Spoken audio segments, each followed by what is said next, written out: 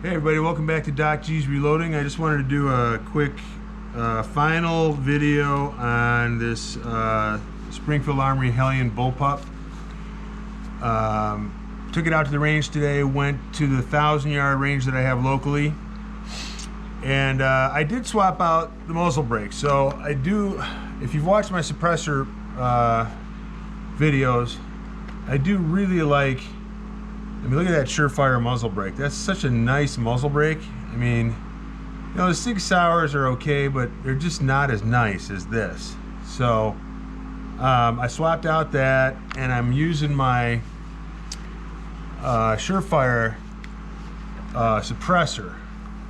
So I have my Vortex scope, the 2 to 10X on it, and what's nice about this is your Surefire. So if I ever buy another rifle suppressor, it'll be a Surefire.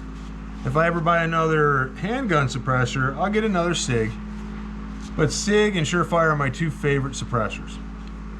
So anyway, there's a little notch in the bottom there. You guys can see that notch right there, right? So that notch just lines up on the bottom. You just kind of twist it a little bit until it drops on, just did. And then you just rotate this until it stops clicking, and that's it. You're on, you're done, quick and easy. All right, so with my Surefire 60 round mag, I went out to the 1,000-yard range. I laid down on the ground, deployed my grip pod, and shot from this position here with a grip pod up front. There was a lot of mirage and enough wind, and at 600 yards, I put headshot after headshot onto a head-sized piece of metal at will. Absolutely amazing. Okay, so it's not the greatest trigger in the world, we know that. Once you take up the slack and you just do a nice smooth pull from there, I mean, it's great. It works awesome. I put probably 40 of the 60 rounds through, and at 600 yards I was hitting the torso, center neck shots on the torso. I was hitting the head-sized metal target right next to it. I had a guy spotting me. One of my buddies was spotting me through the spotting scope and could see every single hit that I made on that head-sized target at 600 yards. That is pretty damn good for a grip pod, front bipod, Vortex 2 to 10 scope, and a semi-automatic 16-inch barrel bullpup with the suppressor.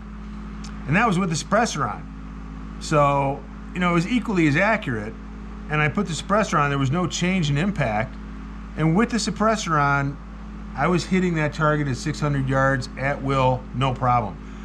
I probably could have gone to 700 or 800 yards. I didn't, but I mean, a headshot at 600 yards consistently. I mean, I will say that I am a good long-range shooter. I do have good trigger control. I got to the master level in F-class NRA, FTR tactical rifle division, shooting 308 out to 600 yards and out to 1,000 yards. So I know how to shoot long range. But this is a semi-automatic 223/556, and I was blown away. I cannot believe this rifle. I mean, this thing is just incredible. And this is a 7.62 suppressor. So I don't waste my money buying a 5.56 suppressor because that's all you could ever use it on. I buy the 7.62 model. That way I can put it on 5.56, or I can put it on 7.62 or 308 or whatever.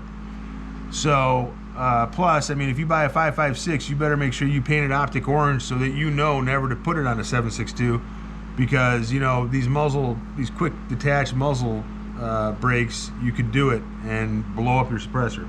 But anyway, unbelievable rifle. The grip pod is ridiculously stable. Okay, you can't adjust much at all. I mean, you can't adjust anything, really. You can't adjust cant.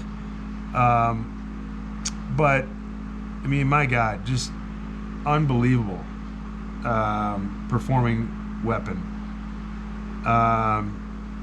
That's all I can say about it. And those were rounds that I loaded from the 223 on my progressive Dillon. So absolutely love this gun. This is my greatest purchase that I've made in probably over a decade, I would say.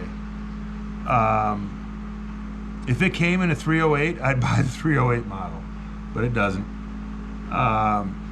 So just wanted to do my final video on this so that everybody knew my thoughts and how it performed. And that's with the Surefire suppressor and Surefire muzzle brake on it. All right, let me know if you have any questions, and thanks again for watching Doc G's Reloading.